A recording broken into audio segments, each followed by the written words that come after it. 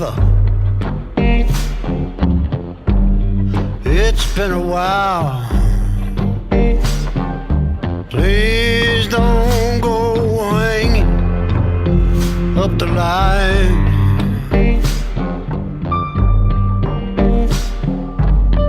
I was afraid to tell you. I wound up in it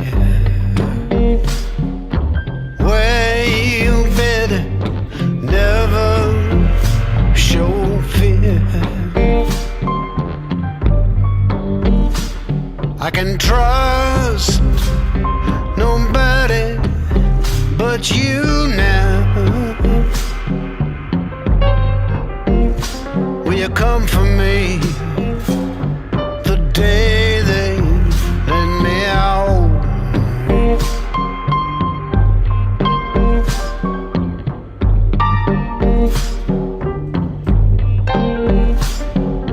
Paul, he was a hammer, but ready to come down. Nowhere was it safe in that house. I was nowhere close to becoming a man when something broke inside of me.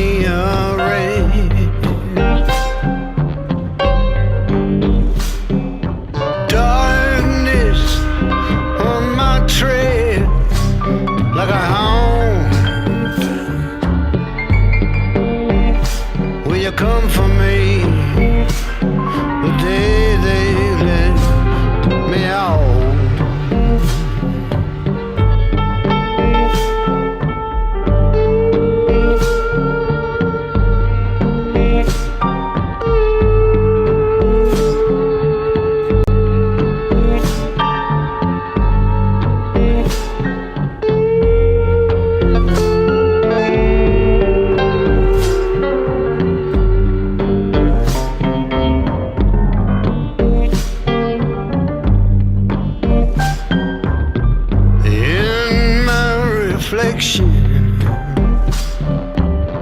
A stranger stand back,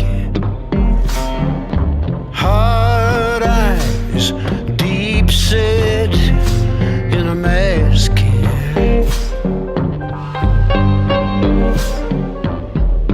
One part of him said, you done it to yourself. Another saying they can all just go to hell. I heard they put the old man in the ground. Will you come for me the day they let me out? Can I look for you the day they let me out?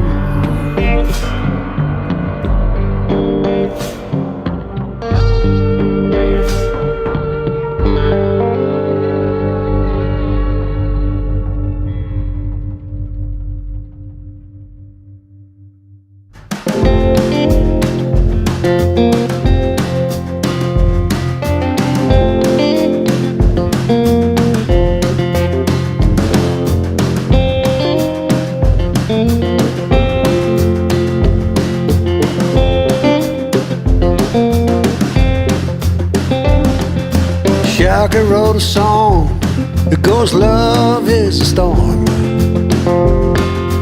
In it you are lost in a place that never was. The storm hangs around until it's time to move on, leaving you to guess what'll be the next cloud to fall.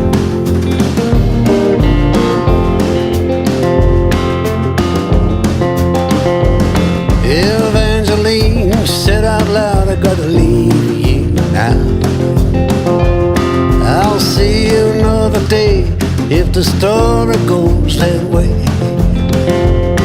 I've got to find a child living on my blind side.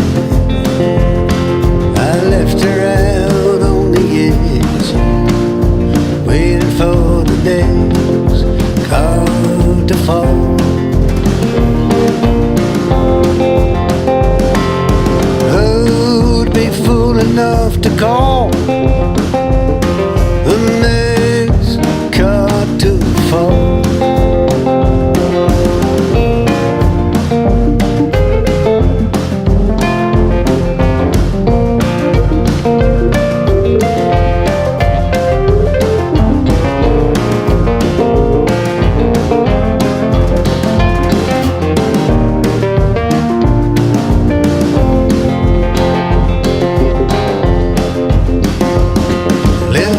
Tulsa town, they got so deep down. Is young, is old, is gone down the road. Missing his brother went on over, but he just up and left, looking for the days called to fall.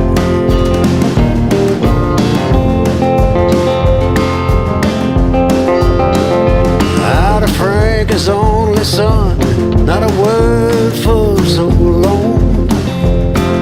After all this time, still a wall up inside. Our shame is what it was that ran up such a cost. Oh, the heaviness at the mercy of the days called to fall. Who'd be fool enough to call the next card to fall?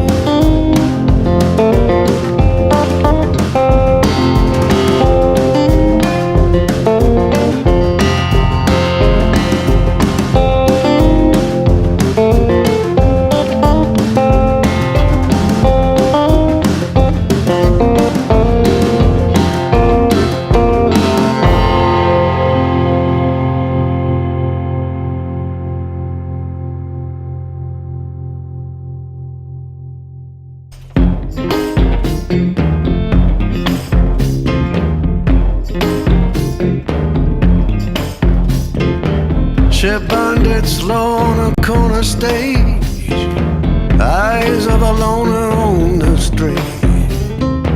She let me see inside her blues, telling me she knew mine too. She drew me into a stark world, lonesome and unsure. Love gone south, dry riverbed, empty town, sad hotel, it'll make a hole in you. They'll go right through, throw doubt into what you know damn well is true.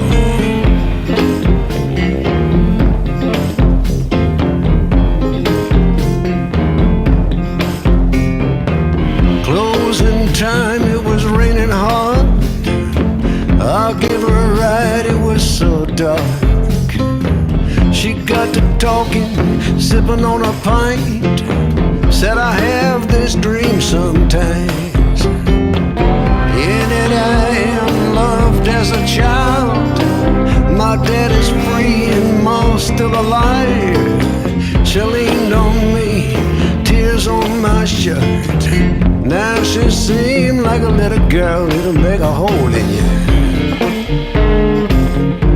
That'll go right through, throw doubt into what you know damn well is true.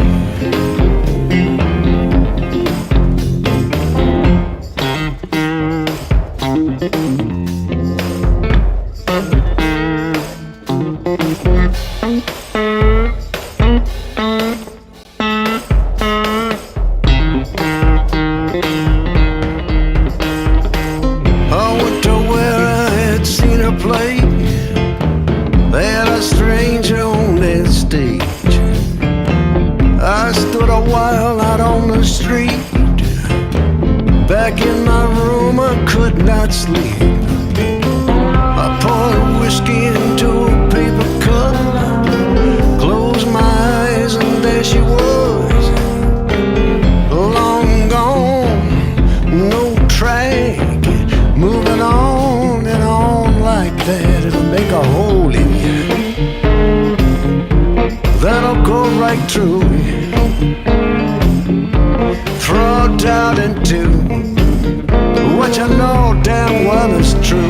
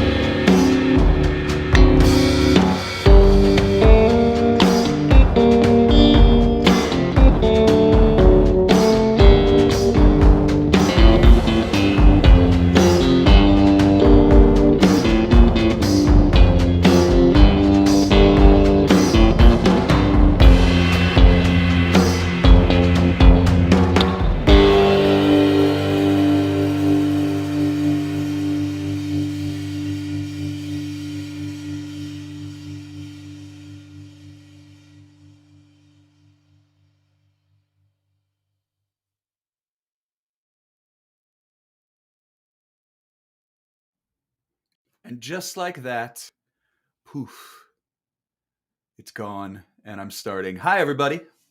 I'm Jeff Plankenhorn. Welcome to yet another edition of 20 Question Tuesdays. Wait for it. Wait for it. It's coming up. This week, our guest is going to be Mr. Ray Bonneville. And I know you're as excited as I am about that.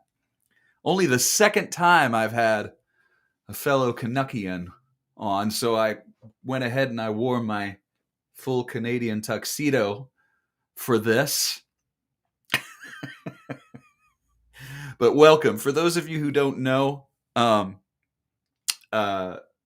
Question Tuesdays started early on in the first shutdown in 2020. And I just flipped my camera on one day and I started taking questions. I'm a musician from Austin, Texas, who also lives part-time on Vancouver Island, where my lovely wife is from. And we were up here at the beginning of the pandemic. And long story short, I got on TV here and or on the web, and I turned on my camera. I started asking questions. It was great. I started getting questions from all over the place. Like musicians and guitar players and songwriters and managers and even booking agents and people who don't necessarily know much about music came on and but wanted to ask really, really, really awesome, great questions. And it's just always been just really fantastic for me. I've been doing it ever since. Sheila Steele from Austin Music Television, hello. She called me and said, hey, would you like to put this show on our cable access TV show? And I said, great. So if you're not watching on Austin Music Television, you can flip on your big screen TV right now and watch away. And if I'm not, well, it's Austin Music TV. I know it's channel 99 on ATT Uverse, but I can't remember what the other one is. I think 16. It's a great, they play all sorts of music and stuff like that with Austin music people, and it's just fantastic. So then I got like a streaming thing, and I started streaming out to all these multiple platforms. Also, thanks to Kirby Walker at austincityjams.com for doing this for all the people who don't have socials, but I'm on also my Facebook and on my Twitch and on my YouTube channel. Some quick things. First of all, every week we take tips, and I try just really hard to get my guest, I don't know, a tank of gas or maybe a bag of groceries or something like that. So we really appreciate the tips. Thanks very much for that. Second, if you want to help me keep things like this going, this is my Patreon. I do new music every single month. And so that's for my music and stuff like that. Let's see what else. If you want to hear my music, you can go to plank.hearnow.com is where it's found. And then, of course, my website, brand new website, by the way, you can go check out. Or you can, this is where it is anyway. Right here. All right, well, that's enough of that. I want to get to Ray, but it does not look like Ray is in the waiting room. We have some really, really, really great questions. And for some reason, it looks like Ray might not be with us. Let me try and turn him on here. Yeah, he's out. Ray, you got to call back, buddy. If you're there at all, you need to call back. You know, that's why we had a fantastic sound check. Oh, he's calling back right now, so this is going to work. I know it. Let me put the caption back up for Ray. And I know he's going to bip right back in here, and we're going to get right to it. Ray is planning on... Oh, there he is. Voila! Hey, sorry about that. Anyway, I'm here. You have to know that every week something happens. Like that was the least of our worries. We had Ruthie Foster on one time, and like my internet went out, and like he was like, "Oh, well, I guess I'm by myself now." Somebody was like, "Dang." And so she just went ahead and like sang a cappella by herself for a few minutes while I read the computer, and that was better than anything I could have asked for. So we just... Well, Ruthie is so great at running with whatever is going on. She's so spontaneous and wonderful. Yeah, it was great. We don't have to worry about any of that because we have really, really, really great questions already lined up. I've had a ton of people write in, and I got some great questions for you. How are you? I'm very well, thank you. Like you said, I'm still in Canada. I'm heading for Texas in about 2 weeks, and got nice weather up here on Lake Superior, and I'm in the groove. You like hiding up there, or do you like going up there? Do you have like family up there, or is it more just like? I mean, I know that you were original a Canuckian, but yeah, my family's in Montreal, Ottawa. There's a few in the States. Two a brother and a sister in the States, and the rest are in Canada. I'm originally from Quebec, right. The province of Quebec, and I was raised in partly in Quebec City and partly in Boston. I moved to Boston when I was, a young teenager. One of your questions is actually from our good friend Susan Darrow from KPFT. And Susan Darrow wants to ask, she says, when you were a child, your family moved from Quebec to Boston, and you arrived not speaking any English. That's right. Yeah, I spoke What was French. We spoke French only. But my folks, they were bilingual, and when they didn't want us to know what they were talking about, they would speak English. So we, I learned a little bit of English there, and my dad was he went to MIT for a few years, and we went down there, but we still only spoke French in the house. So yeah, and that's one of the reasons for my late songwriting efforts, which I started writing when I was in my early 40s. I guess I needed to fully immerse myself in the nuance of the English language before I could feel comfortable to write a song. But Yeah, it's funny. It doesn't stop most people, you know. yeah, I think you cared about it a little more than most would. well, yeah, I mean, this is all in retrospect, looking back, because at the time, I wasn't consciously going, "Oh, I gotta wait, I gotta wait." I was developing a guitar style using other people's material, but never in the way I heard it on the record. I always kind of made my own thing with it. So when I started writing, I had this vehicle of guitar and harmonica going, because I'd been playing nightclubs and juke joints and whatever kind of venues I could get for 20 years already. So I don't know. It's just what happened. I didn't plan any of it. Well, this is a kind of an important thing. I think that we get a lot of people on here who are late bloomers, and we get a lot of early beginning singer songwriters, like I like to call them, and we get to thank you. That's trademarked, by the way. But you're saying right there that you naturally fell into, I wanted to do my own thing with the songs. Yeah. Now, how much of a conscious decision was that? Because so many of us, unfortunately, start learning the material of other people and don't think immediately, hey, when I go out, I have to do my own thing with this. Yeah. Because there's so many places have a cover mentality, and it's really hard, I notice, for young people to break out of that. Well, I mean, why would you? To my question to those folks is why would you want to try to reproduce something that's already been done in a wonderful way?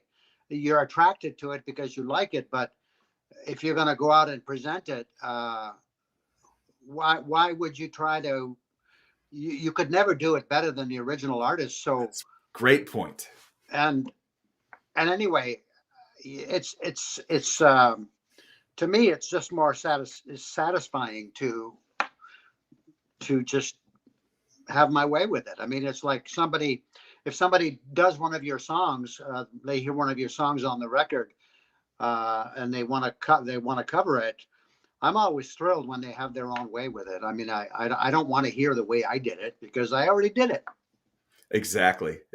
I have a short story where these kids once hired me as a side guy, and I showed up at a gig, and I said, I'll just go do it. They were a bunch of great kids. This is 20 years ago. Showed up at a gig in the middle of the hill country someplace at a big barn.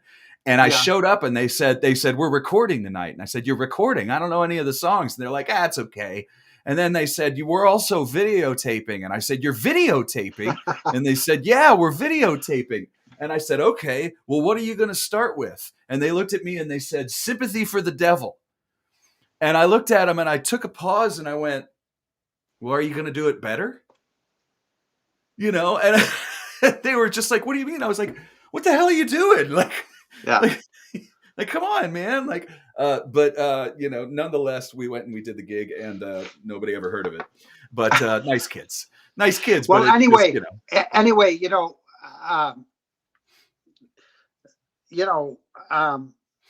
originality is instinctual, I think, for some folks, to just want to have to just say it the way you want to say it. I mean, that's what you do in a conversation. That's what you do in life. So do it with the songs too. I mean, I'm not saying do it. I'm just saying that it seems to me that it would be the way to go. Could be very satisfying if you give it a shot as well. Yeah. like once you kind of start finding your own way, and then, and there's also people like me who've played like a number of instruments, and then and it's like, well, just get good at one thing first, with your own damn gig, and that kind of thing, and Yeah. find your own vibe, find your own style. This kind of leads to our friend Lee Doctari. Lee, his nickname Doctari, but you might have remember him. He used to love seeing you over at Strange Brew. He said earlier in the comments that some of your shows at Strange Brew were his favorite shows at Strange Brew. And I've got a lot of comments like that, Ray. A lot of people on here, big fans of yours. But he asked about your early blues influences. And I think there's always like, some kind of obvious ones, when you hear a particular style, but it's never what you think, Well, I was, I played in a high school band. We had a band called the VIPs, and we rode around in a 57 two-tone green Cadillac ambulance all over New England. We were too young to play clubs, so we played frat houses. And then, I got expelled from high school, and I went in the Marine Corps for 3 years. And when I came out, I didn't know what to do. I knocked around on the guitar when I was in the service, but I was driving a taxi cab in Boston, and I heard I started hearing Muddy Waters and Howlin' Wolf and Paul Butterfield and Charlie Musselwhite and James Cotton and all these cool cats. And they would come through Boston. They would play at places like Joe's and the Zircon Club and Paul's Mall, and I'd go hear these guys. And as soon as I heard the harmonica players, I went out and got a harp, and I learned to play it in the taxi cab when I didn't have a fare, when I was sitting on the stand waiting, and I learned that language, and I played that music. But as soon as I knew the language, I again wanted to do my own thing. So I just dropped it and started injecting it into what I was doing. So again, it's all in retrospect. I'm looking back. I see what happened. I didn't do any of it on purpose. It just was what happened. The way that a lot of people love to put that is they like to say it was organically it happened. Sure. Yeah. When Tom Waits talks about how, it was jazz changes. And then all of a sudden, he met Kathleen Brenner, and it was like, I can't do this anymore. I have to step out. It's too limiting for me to be like in one thing. I have to find my thing, Mm-hmm. Yeah. And but, I think it's really liberating. But I really was in love with the simplicity of blues music, how unadorned it was, and really kind of unproduced. Those guys went in to make a record, and they made a record in a couple of days, or at the most in a week or two. And I really like that. And I started to play more sparsely. And well, I mean, I sort of am obligated to play sparsely, since I only play the chords that are on page 1 of book 1. So I mean, I never learned I never learned any other chords. So I started to wiggle my hand, my left hand, over the chords to find where the melodies are, because they're sitting right under your hand. They're right there. Yeah, they're not anywhere else. So. Mm-mm. And then, my right hand started to get a little more complex. And today, my right hand speaks more than my left hand does. So I don't know. It's what happened. Yeah, I think you start finding things, and you start. Well, it's really cool. I know what I wanted to say. I think that if you listen to your records today, if I could humbly say, that you do kind of keep I wouldn't say minimalist, but I would say sparse approach. You don't have to play a lot of notes to say what you want to say. And No. it's an art form that's lost on so many artists. We feel like, well, if I don't know what to say, I'm just going to play a lot, Yeah, but I'm ever respectful of the listener, and I want to give the listener some space to imagine, put in their own colors, put in their own sets of details in the song. So I not only play them simply, but I write them without a lot of details so that the listener can put their own details in, and therefore it becomes their song. And that's what I'm after anyway. Yeah, and I've heard so many songwriters of different ilk, from Jamie Harris to her partner Mary Gauthier, talk about how when someone's singing along with the song, it's them.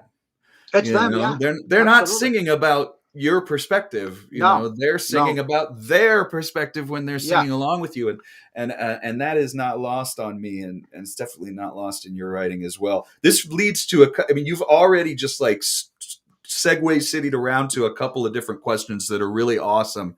okay. Which is really, really great because it just happened. Our friend Kate Howard is here right now, and Kate asked, because you were talking about she Hi, asked Kate. this earlier. Yep, exactly. She asked this earlier, and it fits perfectly. She says, "What is your ideal studio recording situation?" Um, you know, I just got some Pro Tools for myself, but I still haven't. I know how to use it, but I still haven't. I like to sit down and play the song 3 times without listening, and go in and see if I got something. And if I got one of the takes, usually it's take one with which needs a couple of fixes. Um, and I'm always happy when it's take one, because by take three, you've begun to think. You've begun Yep. to and thinking is not your friend in the studio. Uh, I try to be as instinctual and from the gut as I can, uh, without any thinking, because you can hear thinking on a record, and I just want to. I don't know. I don't know if that answers the question or not, but I really like recording with Justin Douglas and I know at Justin. yeah, at King Electric Hmm. recording studio in Austin. He's the best. And a funny story is, I had this engineer Rob Heaney, who sadly passed away just a few months ago, in Montreal, that I really got along with, and he would like, I would say, "Hey Rob," and he would say, "I already did that." And Oh yeah. and so Justin is just like that. He's a wonderful musician, and he's also just an amazing engineer. And I always give him co-production credit because of that. And yeah, I just like to be with people that I trust. And like at King Electric, the last record, went in there with just 2 guys, Richie Lawrence and Andre Boren from New Orleans, and we rehearsed, but not enough to know the songs. We didn't really want to know them. We just wanted to feel them, and then get what we get in the studio, so that the spontaneity would be there, and it was. And if you got the right guys and the right mics in the right room, then you don't have to worry about you don't have to worry about too much. You just try to lay it down. Yeah, you go in there and you play. I think that also some people take that as I don't rehearse or I don't take the craft seriously. You've already done your pre-production by really, really knowing the song that you play when you get to the studio, Yeah, right? I mean, hopefully, because I have cut tracks where I knew the lyrics weren't completely home yet, but I wanted, I had the guys, so I recorded. Like, there's a track on my last record called "Tender Heart," and Mm. I just hummed it in the studio, and I didn't have the words for it. But we got, it's a 2 chord song, but it's got a groove. And one day I was sitting around the house, and three verses came popping out in about 45 minutes, and that's what's on the record now. So Oh yeah, and there's nothing wrong with taking the a sort of approach. That's a very David Byrne approach to putting a tune down. It's like put the tune down and then drive around with it and yeah. sing over it until you get what you love. Nothing wrong with that either. I think a Oh lot of no. us think that it has to be one way or another, and it's like really with writing or recording, Yeah, however the hell you get it is cool if you got it. absolutely. Right, man? It's so uh I don't Open. even know what the word is. None of it matters really. Right. Doesn't matter what technique you use to get it as long as you get it. You know? Yeah, and you get what you get, and if you don't like it and you can't get it, then it doesn't belong in that family of songs. And And that's it's just a why, moment in time. yeah, and that's why I like to record more than I need, because one or two sometimes they don't want to be around the rest of the family, and they're like me, really, the black sheep of the family, and they get kicked out. I love it. I love it. So Doctari says, what specific mics? If you're anything like me, Ray, I don't know what the hell mics they use. Well, I mean, I know Justin uses a Neumann on my vocal. Yeah. What he does is, But which one? I never know which Neumann they're using, whether yeah, it's this there's or this, I or guess what Royer mic for the guitar amp. And I yeah. wish I was an audiophile like that, but I'm Well, very basic. he uses a bee's knees on the guitar. It's a little mic about that long, and he uses, I think it's a U47 on the vocal, but he always Okay. puts another mic. So we have a good mic, we have a lousy mic, and then we have like a completely shitty mic. Oh yeah, we do that too. Yeah. And then he blends for the right amount of dirt, because you want dirt. You want it to It be sounds too dirty. pretty sometimes. Sometimes Yeah, it sounds too pretty or too croony. yeah, You know, a lot of times we'll put up like an SM7 and then we'll put like a harmonica mic, you yeah. know, and Oh, and yeah. just put the two right on top of each other and then go, nah, this is sounding just a little too pretty. We just blend in the other mic and it's like, Yeah. okay, well now we got some grit on the voice. It's That's such a right. great thing to do. It's Yeah. such a great thing to do. I became a fan. Oh, this is our buddy at Music in Atlanta. Hello, Hotlanta. How you doing? And thanks for always sharing when you share these posts, man. Thanks for helping us get some fans here for these people I bring on. Thank you. Became a fan of Ray's music via my fandom of NRBQ through other fans of NRBQ, and I'm wondering if there's a connection. I have no idea if there's a connection. Are you a Big Al buddy or any of those cats, or is this just kind of a random connection that happened? Well, Joey Spampanato, the bass player, he played on a couple of tracks on a record of mine, and I'm trying to think which record it was. You have a number of records. I don't remember which one it was, but Joey was so great to both hang with and to have him play, because you really actually couldn't hear the notes he was playing. All you knew was that the low end was fabulous, and it just was. He played a Hofner, as I recall, and it was just a wonderful experience, really. And we got along great. But that's, other than that, the NRBQ came through Montreal, and they were looking for a spliff, and I gave them one. You took care of that business. They used to say to me, whenever I came to Canada, it didn't matter what part I'd be playing a festival. You know, I remember, I think the first time was either in Edmonton or Vancouver. They said, "Hey, do you know how we know that you're an American?" And I said, "How? How?" And they said, "You go to the woods to smoke your weed." Yeah, right. And they're like, "You don't have to. It's okay." It was decriminalized at that point. It wasn't even fully legal. The instance I'm talking about, it wasn't anywhere legal anywhere. This was not yet. This was in the 90s. So, but I'm a big fan of the NRBQ, and always have been. Nice. Yeah. Kate Howard says, "Wow, my first boyfriend was a Spampanato." All right. Oh, yeah. I wonder if any relation. Who knows? Okay, so this is we're getting around the halfway point, so I always want to make sure that I thank Austin Music TV and AustinCityJams.com. Our guest right now is Ray Bonneville. I have not even had a chance during this conversation to put up his website, where you can find out about stuff. You can get at King Electric. You can find out about new records. Don't forget, he's going to be coming to Austin soon. 10, 12 days, somewhere in there. You're going to be heading back. Yeah, I'll be heading back. I'm going to stop and see some friends on the way. Tim O'Brien in Nashville, and Will Sexton and Amy Levere in Memphis. Yeah.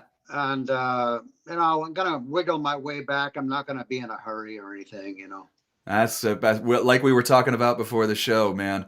No rush anymore. No rush. We've got gigs to play, but they'll wait for us. Wow, they'll wait for us. I want to be like you. I meant facetiously. I meant like, I do have some gigs. I do have some gigs in December. Playing the Walton Center. I'm playing. Ooh, there you go. Playing up in Des Moines and Omaha in Nebraska and Kansas City and a few places in December. But that's all I got right now in the books. Hey man, we're all like easing back into things as best we can and as safely as we can, and that's a good thing too. I'm trying to retire and it's just not working. Yeah, man, there's no retirement for guys like us. Come on. No. Not to put me in that category, but I just mean lifers. I might slow down a little bit, but I ain't gonna stop. Yeah, and I can say no more. Right. I could say no a lot more. That's worth it. As long as I get the dogs fed, then I'm good. Also, everybody, one more time. I was just going to say thanks everybody for the tips for Ray and for me. And before we move on, I really, really want to make sure. And I'm sorry if I just interrupted. It's the nature of this damn thing. John Austin, our mutual friend, really one of the greatest like aficionados of music and just a really, really great cat. He has a couple of questions and he likes to set them up. So I wanted to have enough time to really, really kind of set this question up for you. Okay. John Austin sent me this email because he was so excited I was going to have you on here. And every conversation I've had with you about musicians or fellow fans has quickly zeroed in on, and he means me, talking to me, the Ray Bonneville groove. And I agree. And he and I have talked about it many, many, many times, whether we're talking about your right hand or we're talking about an alternating bass or we're talking about like a little bit of your percussive style or whatever. He says, I will admit without embarrassment that there have been a number of times on my 35-minute commute to or from work that I've replayed a single song of Ray's the whole way, simply because the groove perfectly suited how I wanted to be propelled in the moment. So I have a couple of groove-related questions. First, in what phase of writing a song do you typically develop the groove? Do you tend to begin there and shape the melody and lyrics around it? Does it tend to emerge as the lyrics and melody are unfold? Or does it come more towards the end and get shaped around the lyrics melody? Well, the groove is something that is at the very, very essence of any song for me. The way I look at it is as to try and hypnotize the listener with the groove, and when they reach that place, then you can tell the story. If I listen to old tapes of mine from before I lived in New Orleans, everything is being played too fast and it's in a hurry and it's not grooving. And everything that I recorded or played after living in New Orleans, I lived there for 6 or 7 years, is taking its time, and it's not in a hurry, and it's like a conversation. You don't blurt everything out all at once. You allow space between the notes, space between the words. Space is as important as the notes to me. And the groove comes from that. And, I played solo for 20 years, like I told you earlier, without having any of my own songs. But one of the things I was working on is to have people, people wanted to dance in these places. These were nightclubs and stuff. And there I am. And you're playing solo. I'm playing solo. So so, without even my knowledge, the bass line crept in, and the foot percussion I use became more sparse. I backed the volume off, so it was part of my thumb. And this is talking about when I play solo, and when I play with a band, I ask the drummer to play to me. I don't play to him because I don't know. Does that answer the question? It helps a little bit. I mean, here's the thing. I talked to you a little bit when I talk to John. Sometimes he'll say, "Well, what comes first, and what comes this?" And again, you and I both will say, "Well, whatever has to come first comes first." But your groove is primal. The groove is primal, and the groove is like, the groove is just what happens. I mean, it just happens because you put your time in getting it. Yeah. For you, it was 6 years. It was, years of playing, and then 6 years of New Orleans, and it was like, wait, I kind of came out of this feeling like now I get it. Well, I never was even aware of getting anything. I just was, I was just allowing, without knowing it, the drummers in New Orleans and the horn players and the piano players. I mean, I sat like 10 feet from Professor Longhair in the 70s, and I didn't even want to go to I couldn't even go to the men's room because I didn't want to miss a note. Don't want to miss anything. And that stuff gets in you, but you got to put the time in. I mean, you can't just get a guitar and you have a groove. You sort of have to. It's really hard to explain, but these days I don't think that I can play anything without a groove, because it's really just a part of breathing. Yeah. I think that also I joke sometimes with John. He'll say, "Well, when am I going to be able to do X or X, Y, or Z?" And I'll say, "Well, you have to do it 1,000 times." And he'll say, "Not 100." And I say, "Nah, 100's not really probably enough to get a chord fingering down or to really feel comfortable in a groove." I was like, it's somewhere between 100 and 1,000. Of like really, really doing something before it just becomes part of you, and you basically have to live it. Yeah. That's where your groove comes from, living it. Yeah. It's a bit of a mystery to me, really. And I like it that way. I don't really want to understand it, but, and that's why, and then that's why a question like that is difficult to answer, because I myself don't know. And I don't really want to know. But that's an answer. An answer is, I don't know, but I want to know. I don't want to know. I don't really know, but I don't want to know. I don't need to know. What I need to know is like, I got it. Because like the second part of his question is, if you were going to conduct a workshop on writing song grooves for relatively inexperienced songwriters, what would be the key things you focus on and share? In your mind, what are the properties of a well-crafted groove? And it's like, basically what you're saying is, nah, man, like it doesn't work that way. There's nothing crafted about a groove. What I do in workshops, let's say at the music school, at Folk Alliance, or whatever, is I'll play a song first before talking about it, and the groove is the hypnosis part of the song. And then I open up, I don't, like in a workshop, I don't sit there and talk. I say a few things and I play something, and then I want everybody to start talking with me and amongst themselves. And I mean, I'm running the workshop, but I want it to be, we are here together to talk about this, and not I'm here to tell you, because right. I'm as much a student as anyone. Yeah.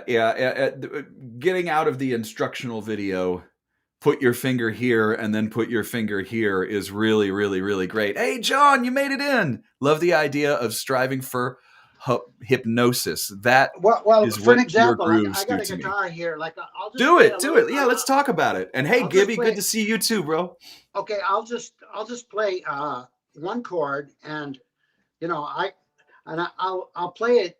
I'll play the downbeat late, slightly, not late, but almost late, in danger of being late. Like dragged.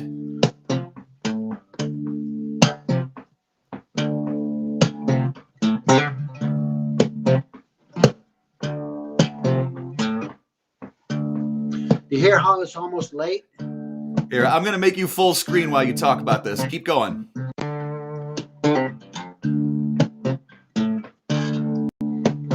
So when I'm playing a gig, when I got people's feet moving, I'll tell them a story, you know.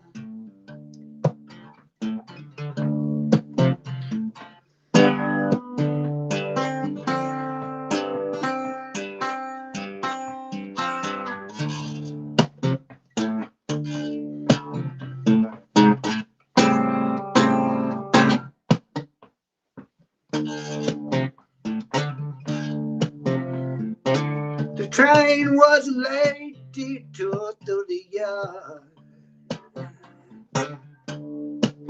I miss my connection, I can't do a thing about it. Nothing I can do, I've been gone too long. Like that. Yeah, and so many things that you talked about were just in that little microcosm.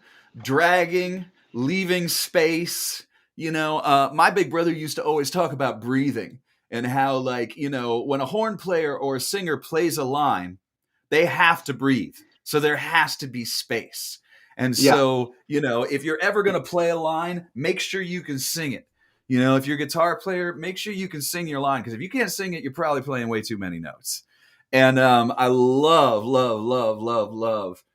People, you should just go back and watch that Guitar Players like 15 times. We're talking open chords and a really, really, I wouldn't say it's a dead thumb, but you know what I'm talking about? You got that kind of laying into it and really kind of dragging it. That right there is a master class, my friends. Thank you. Thank you for that, Ray. That's rocking stuff. Hey, there's a really, really great question that started getting asked on this show by one of the people who love this show so much or tune in a lot, Larry. Larry has a great question he loves to ask, and that is, what's the first song you play when you pick up like a new guitar, or like when you, like, let's say like you go into a guitar shop and like, okay, there's a junior up there and it's like, okay, now this one looks pretty cool, and man, I might actually fiddle around on that for a minute. You plug it into an amp. What's the first thing that you play? Well, I'll play usually two things. Like I'll play like this groove, like. Then I'll listen to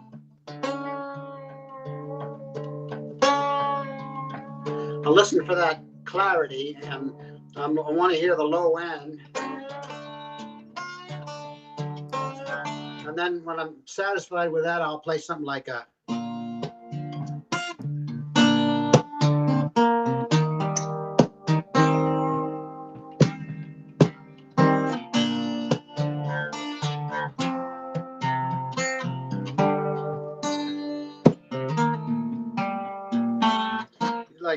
Like a something More that open is born, chords.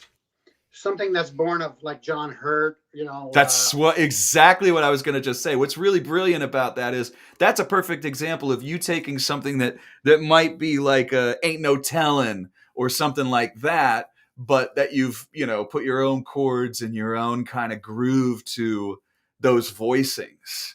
That's so cool, man, because the first thing I heard was John Hurt, but it's not a John Hurt thing. It's not a John Hurt, but I learned that it's John Hurt chords. Yep. And they're just, again, they're the simplest chords you can find, and his right hand spoke more than his left hand. I don't know if that's true or not, because he had a lot of little hammer-ons and a lot of Yeah. little things, but that made it unique to him. But I don't want to beat John Hurt. Mm. Don't want to be anybody but ourselves. What's great though is like a lot of people, when Larry asks this question, sometimes it'll be like, well, I like to play, wild horses or something, because what they're doing is they're figuring out, or I don't know, I just made that one up out of thin air. Yeah. You're figuring out on the guitar like what it does for you. Does it have clarity up in the upper register? Can I make it thump a groove? Does the string tension feel good underneath my hands? Or is it just a little bit wobbly, or is it set up right and Yeah. stuff? All that gets answered without you even thinking. Right. And a groove. The guitar you're playing is only responsible, limitedly responsible for the groove, because or even the low end or even the tone comes from your fingers. You can get a groove on any guitar, even a cheap kid's guitar, but it won't have. Of course, the sound has got to bounce around in the box. But uh, I love some guitars. They're pretty cheap guitars. Me too, bro. Yeah. Me too. Me too. Like I have like some like guitars. I see guys going out and getting the same amp and the same guitar and the same slide that Muddy used, but they Won't don't work. realize that Muddy could have done that on a PV. Yeah, and it doesn't matter. And the other thing that you're really getting to that I love is that, a great player, I will hear them play and go, oh, like I'll hear a recording and it won't matter what guitar they're on. I'll know who it is. I mean, we all know Yeah. that about somebody like Willie, because his phrasing is such on guitar that, he has a certain phrasing to his guitar and he's always playing trigger and stuff like that. But it's also true of other guitar players where you can go, oh man, like I'll hear something and I'll go, oh, hey, I heard you on such and such a record. And they'll say, how'd you know it was me? And I'll be like, oh, I knew your phrasing and I knew you, Well, that's what you get by putting in the time. Is eventually, when you play, it's a signature. There's a signature to it that you're not even trying to do. It's just this is something that comes from a long commitment to it. Having your own voice. Having your own voice, and that does not come from covering songs the way you hear them on the record. It comes from doing it your own way. That's the Absolutely. way that comes about. Absolutely, man. The biggest compliment I ever got in my life on guitar playing is my buddy Michael O'Connor called me and he said, hey man, I heard you on that Jimmy LaFave record. And I said, oh, cool, man. I what was it, And he's like, oh, it's such and such. And I said, did they mention me? And he was like, nah, I just knew it was you. And I was Right. just like, oh, Yeah, shit, man. yeah, that's wonderful. Yeah, and I you mean, if do you, have that. You do have your own thing, your own style. That's great. well, thanks. Recognizable. But cheers. As long as I do fall in that, and I'm not just saying this, I fall in that play too much when I get nervous thing. But it happens to the best of us, and my better days I don't. I also have another really great question I love. Let's just do a couple of we got some nice softball ones here. Yeah. And then I got a couple just to end up where, but softball ones that I really love. Some of your favorite guitars. We already mentioned that you love sometimes cheap guitars. God knows everybody's got an old Yamaha that just lies around that stays out, that for some reason just turned into a great guitar after 30 years of playing it. But what are some Yeah. of your favorite guitars? Well, what I've just played for you guys is it's a very old J45 Gibson. Gibson, And yeah. and I have a very old LG2 Gibson, which is a small version of the J45.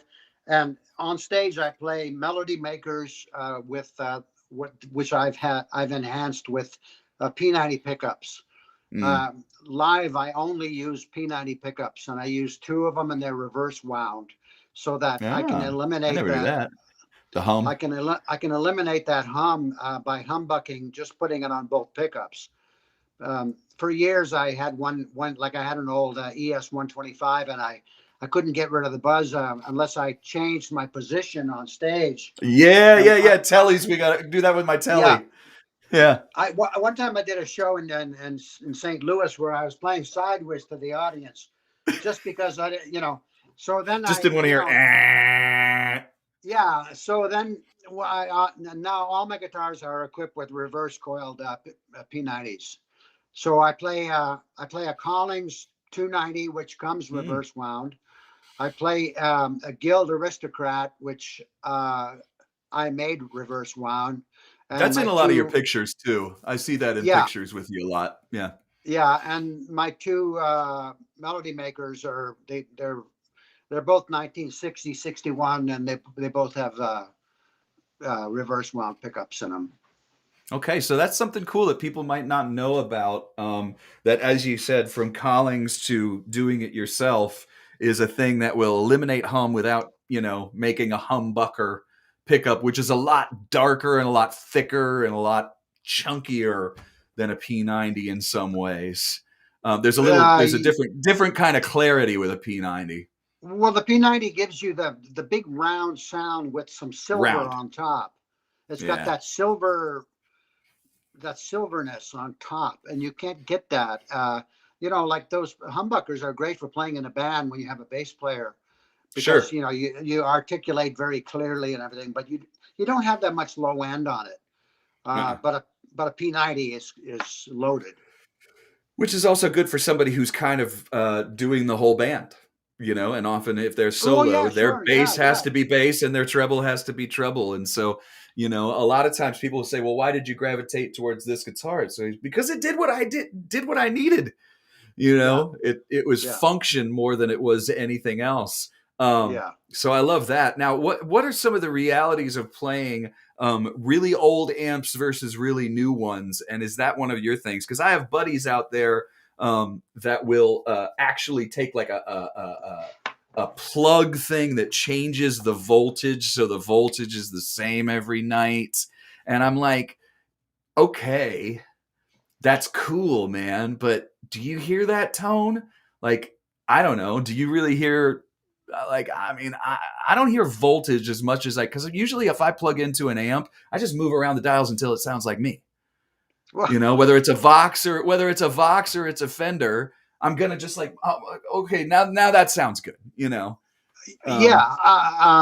I use my favorite setup is a Princeton reverb right behind my ear. I don't understand guitar players who play with the amp on the floor behind their At legs. their feet. Yeah, it makes no Because sense. it's going by well, it makes sense for them, and that's fine. But I want to hear it like right now, and Yeah. so I use a Princeton, and I use a Champ, a Vibro Champ on my left side, and the Princeton is dirty, and the Champ is dirtier. Ah. So it's got Love that. and Yeah. if I turn down the Princeton by from, let's say, 4.5 to 4, I'll get a little more clarity. But I always want the Champ to be dirty. So and if I'm playing a big stage, a festival stage or something, I'll play through a vibroverb that I have that I like, that I put a 12-inch instead of 210s in it. I'm a big fan of the 12 instead of 210s. Big fan, especially with my slide guitars because they have, a low D on them, Yeah, and it's so yeah. important for me. Well, And again, not being an audiophile, it's just function. yeah, voltage. Voltage. I don't know I don't even know how to discuss voltage. Me But neither. I do have a 12-inch speaker in my Princeton. Yeah. It comes with a 10, but I put a 12 in it, and it gives it more body. That difference. Yeah. I can hear there being a difference that way. And when people ask me about old amps versus new ones, it's like I still just use what sounds good.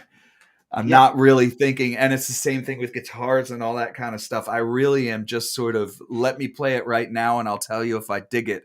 And if it gets bad, I'll take it to the shop. Yeah. Well, You know? the reissued Fenders, Hmm. they sound tinnier to me. I don't Sure. like them. I can't really dial in what I really want, and I can get that from an old print, an old deluxe reverb or a Princeton or a Champ, much better than I can with anything new. Yeah. And we used to always joke, Ray Wiley used to always say ATBT. And I said, what's ATBT? And he said, anything but a twin. Yeah, Because they're too loud. Too damn I'm loud. not I'm not a twin fan, I mean, they're but great, but man, it's got to be but far away from you. And it's like you get it on 3.5 and it's already too loud. well, You know? you can remove one of the power tubes and get it to be, get it to play ball with you a bit more. And there's even Yeah. one where you can go to half power. Yep. I've heard of Uh, that. but I but I don't ever use a twin. I mean, I'll use one if I have to, but man, it's just too much amp. It's a lot. It's a lot of Yeah, amp. Oh, Lee Doctari asks, what is low D? Low D is when you tune your E string down to a D. And sometimes people will do just that string, and sometimes they will do an alternate tuning. So I've got a low D no matter what on my two slide tunings. well, all of my guitars are tuned 2 frets down. Like when I Yep. play an E chord Whole on step. when I play this guitar, an E chord like this, this the E chord, that's a Uh-huh. D because the guitar is tuned down a full step always. Yeah. And when I want to play drop D, I capo the second fret, the next 5 strings, but I leave the low D alone. Right. So Slade does that a lot too, of course, but in standard. And I think McMurtry does that sometimes as well, where they yeah, capo but they leave it. And you can get some really, really cool things out of it. And a lot of people don't realize, hey man, just tune your guitar how it works for you. yeah, I get a lot of questions of why, and usually the why is because it sounded better, or it yeah. made it so that I could play what I needed to, or it just made the chord voicings right.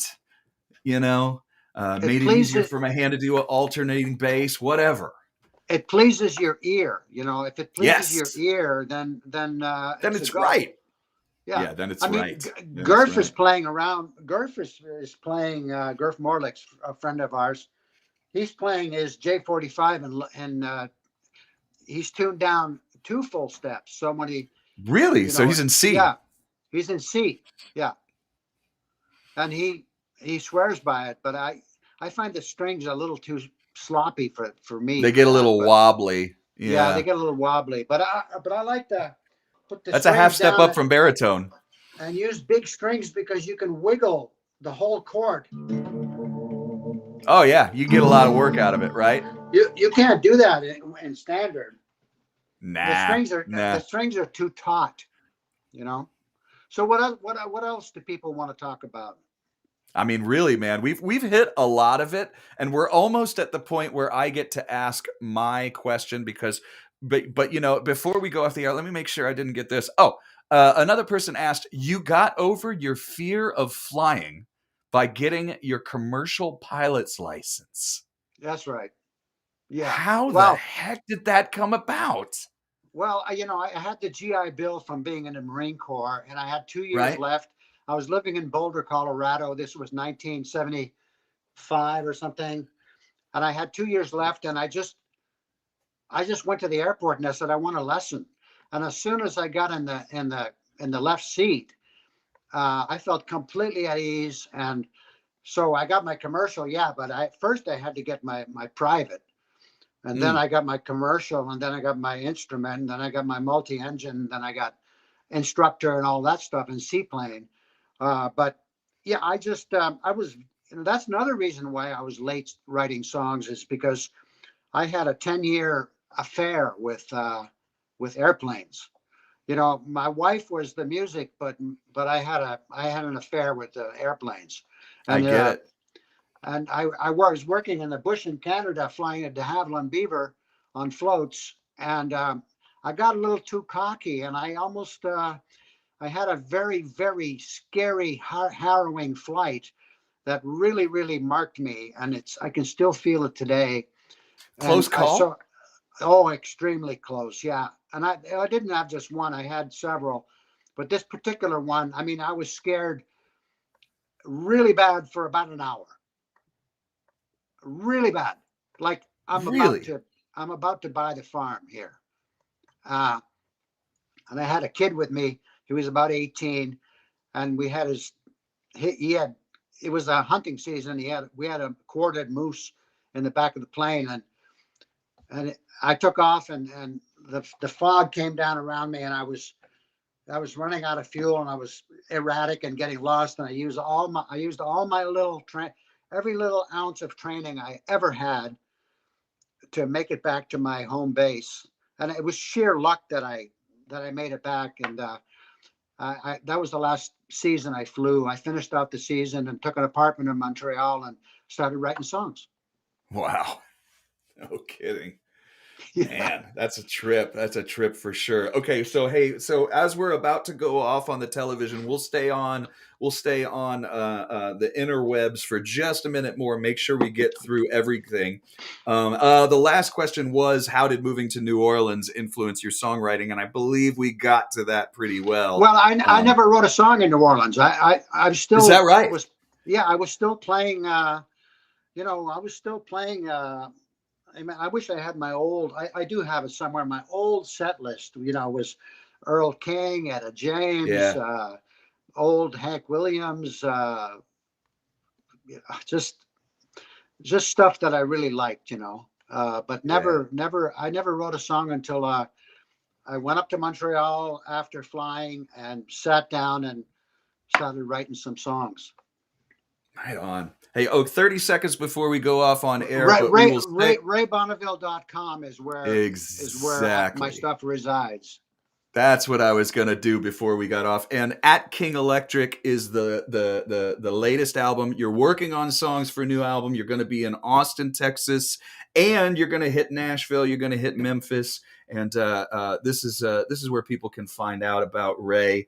And if you want to stay online for just a minute, we'll finish up with my favorite question to ask.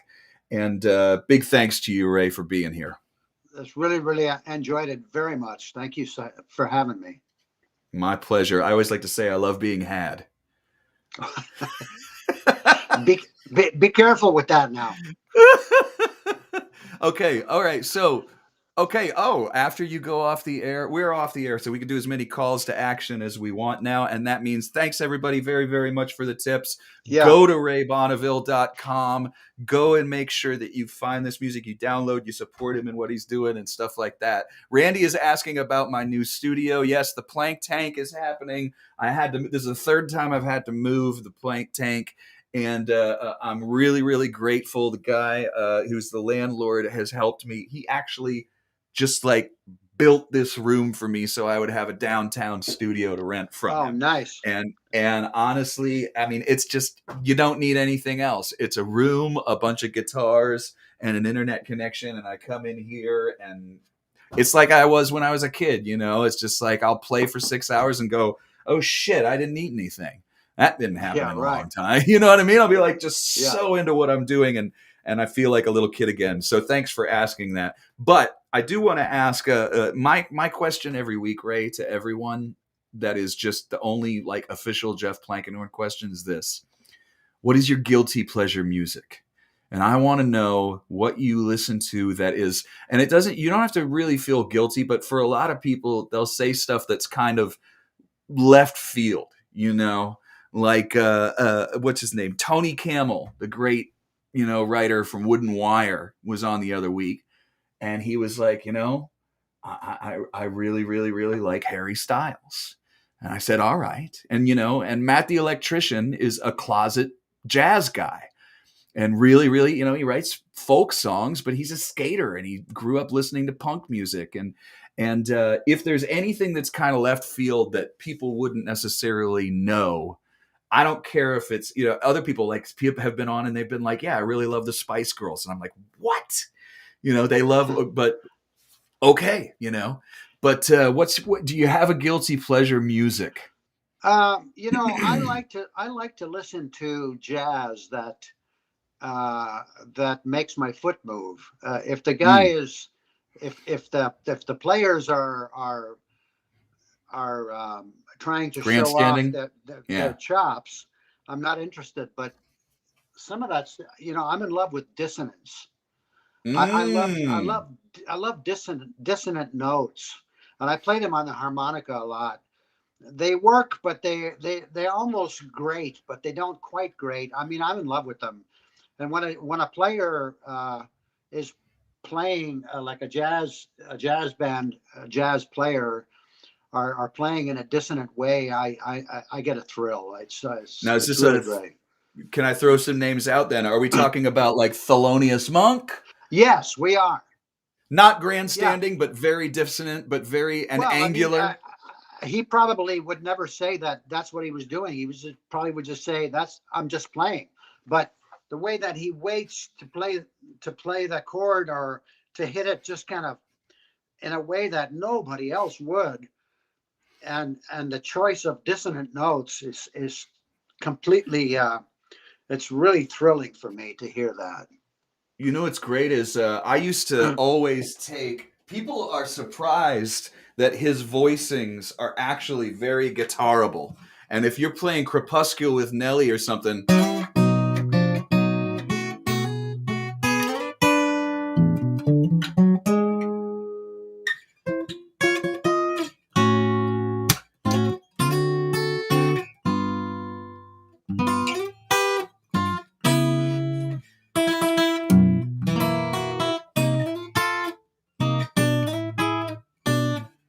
it's really, really, really. There's not a ton of like acrobatics going on to play that, Yeah, and always finding these things like those yeah, kind I of love licks that. from Monk. I love that. Like Really pushing. one of my favorite ways to play a B is to have this Yep, that that note. Like it's not it's in smooth or anything, between. but it's kind of sexual. It's yeah, man. All right, so you're a little bit of a jazz head. Now, do you go even further? Do you go into like the free jazz of like Ornette Coleman, or do you pretty much because my wife is similar to you in that if she hears grandstanding or if she hears a lot of notes, she's like, I'm done. But if she Yeah, listens to like John Coltrane with Johnny Hartman, yeah, she's there. She's there and she yeah. loves it. Well, I You don't know, have any jazz records. It's just that I put on a jazz program, and you dig what you dig. I dig what I dig, and yeah, and it surprises me that I'm liking that after all this time on the planet, because I used to poo-poo jazz as being too intellectual and it never made my foot move. But I was basically mistaken because it's really great, Yeah, right on, really man. great. Well, I love it. Yeah. I love hearing that you're into that, and maybe you'll turn some other people onto it, and I love that too. You stick on here with me, everybody. Thanks for being here again. Next week we're gonna have Malay. She's gonna be on and talking about her new music and stuff. And as you know, I sure love doing these. Ray, this was so great to have you here today, brother. It was wonderful. Thank you, Plank. Appreciate it, man. All right. Everybody take care, and we'll see you next week. Thanks so much for the tips. And Ray, you stick with me. Bye, Okay. everybody.